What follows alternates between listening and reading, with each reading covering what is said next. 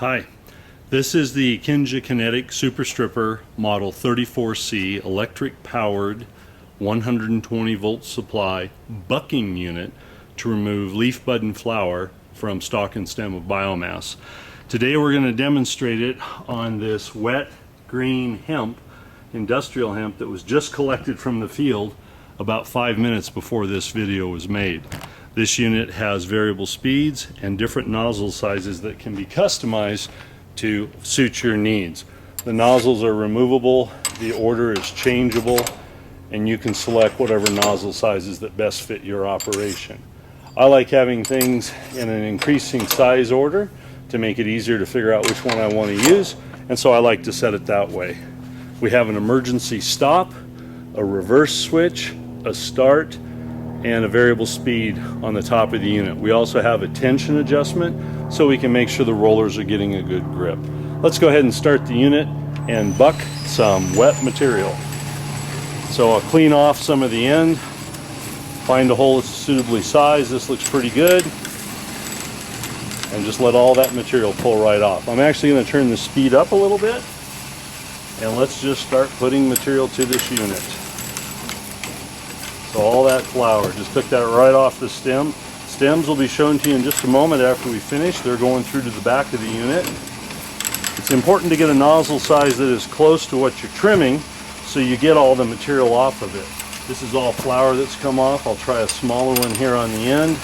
All that nice material comes right off. So in just a moment we're going to give it a much bigger plant. It's probably not fair, but we'll do it.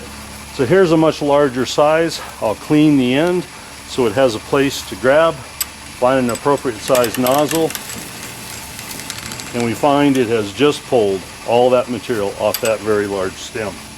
So let's do another one. We just grab a couple pieces off the end. Let's try it on this nozzle size.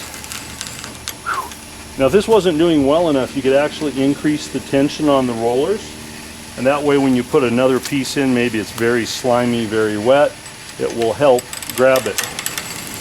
So once again, we see this whole piece of material. Now in this case, there we go. It didn't quite go all the way through because it was starting to slip a bit. So I'm going to put a little more tension on this, just so we don't have that problem.